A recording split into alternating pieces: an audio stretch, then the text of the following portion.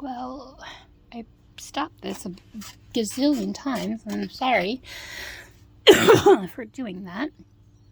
I just got home. I'm standing on my porch right now, cooling off, debating whether I have time to take my dog for a walk. I don't even remember where I was at. Oh, I think I was talking about Ozempic. That's what it was. So, I got COVID, and I nearly died. I was intubated. I think I was in there 2 weeks. I went beginning of December, and I waited. I think it was a week before I'd even let my husband take me. And my pulse ox was down to like 80, and it was hard to breathe. But had it not gone in, I probably would have died at home. Anyway, so he took me in, and I was there 2 weeks, and they did everything that they could to keep me not to have to be intubated, but they had to intubate me. So I was intubated for 2 weeks. They took me off of the vent, I think the day after Christmas, which I missed being with my family. And then they woke me up, and I think I barely remember a lot from when they woke me up, but I was there, I think, 2 more weeks, and then I went to rehab for, I think it was a month, and then I said I was able to walk and go up a ramp. I'm like, I'm going home, so I busted out of there. But when I was in rehab, I couldn't remember. I spaced out as far as the dosage, and they had gotten the wrong syringe. They had gotten the dosage for I think it's milligram. I don't know exactly what it is. I know it's like it starts out at 0.25, 0.5, and then 1. I started out on 0.25, and that's where I said I lost 12 pounds, but then I didn't lose any more. I didn't even think about going up higher. Anyway, then I thought it was like 0.5. So I counted it clicks. I counted the clicks to see how many was in 1, and then I did half of that, and I think I used myself when I was there. I don't remember. Anyway, when I came home, I realized that it was only on 0.25 after my brain started finally coming back around after COVID. And I told the doctor, and she's like, oh, okay, that's fine. Well, then when I realized that we could actually up it, I said, I'm going to go with 1. Okay, that's fine. Well, I went up to 1, and I actually started losing some more weight. I was doing really good. It actually was helping me to feel full. I started eating a lot less than I normally did. Well, then they had a shortage of these Ozempic. Go figure, because all of the rich people were on it. Then I went on Mounjaro, which I had wanted to, but the insurance I was on at the time would not pay for it. So I couldn't go on the Mounjaro. Well, when we went with my husband's insurance, they allowed it. And then using a manufacturer coupon thing, I think I only had to pay like $25. So it was amazing. I loved it. I like Mounjaro so much more. My reason being, it comes in a single dose syringe. So you use it, you throw it away.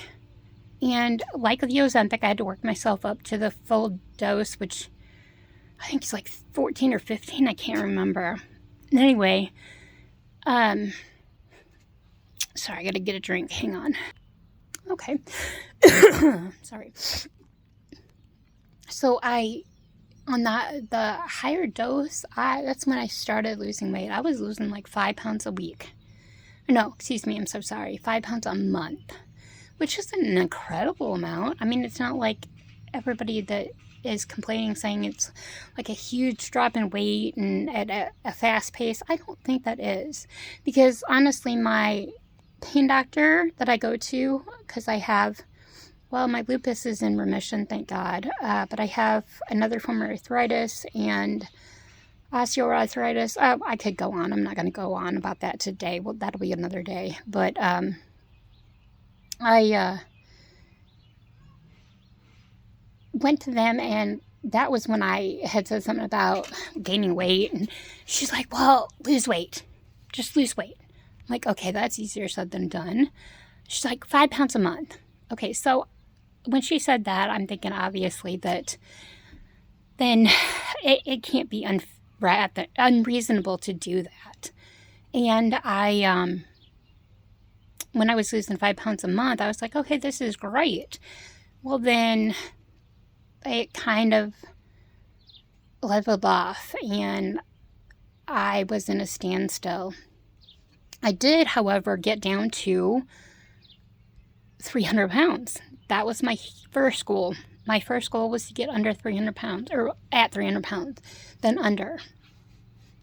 Going to the, I'm sorry, let me back up here. So I was going good on the Mounjaro, and then there is now a huge shortage of Mounjaro. Great. The one that I absolutely love. And then I just read that they're not going to have it until June. Go figure.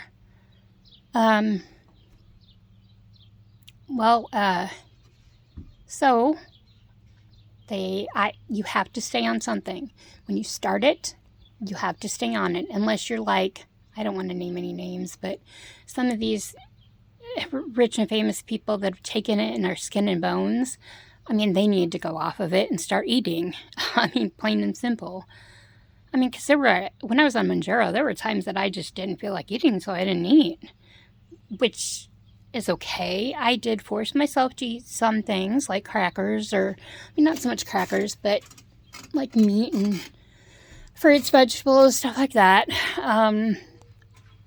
But I mean, I admit I love pasta, bread, crackers, all that stuff. But I don't eat as much. So I started eating less, like I said, and then they didn't have it anymore. Great. Well, like I said, you have to stay on it. Once you go on it, you have to stay on it, or you will gain the weight back. And that is something that I absolutely 100% do not want to do, and I am okay being on this my whole life. I don't care. I don't care.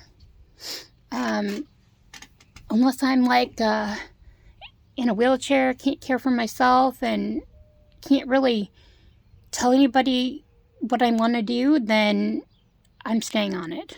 Hopefully, crossing my fingers and praying that it will continue to be out, either Ozempic or Mounjaro, so that I can stay on it. Anyway, I